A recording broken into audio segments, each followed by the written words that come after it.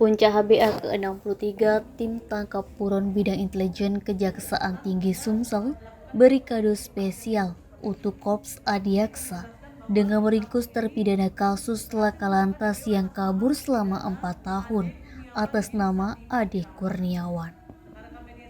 Didampingi Kasih E sekaligus Ketua Tim Tabur Kejati Sumsel Adi Mulyawan SHMH, Fani mengungkapkan yang bersangkutan ditangkap di kediamannya di Kabupaten Banyuasin tadi malam sekitar pukul 23.45 waktu Indonesia Barat.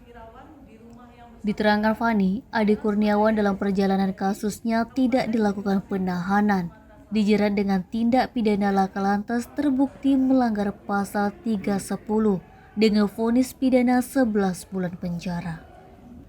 Masih kata Fani, untuk selanjutnya terpidana Ade Kurniawan segera dilakukan penahanan di Lapas Kayu Agung, Kabupaten Ogan Komering Ilir untuk menjalankan eksekusi putusan pidana. Karena, lanjut Fani, pada saat itu proses pengadilan dijalankan di Pengadilan Negeri Kayu Agung dengan nomor perkara 495/PID-sus-2019-PN.KAG.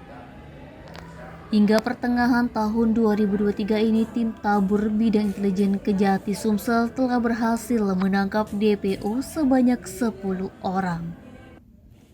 Ditambahkan Adi Mulyawan dalam proses penangkapan terhadap Ade Kurniawan tidak menemui hambatan karena yang bersangkutan serta keluarga kooperatif.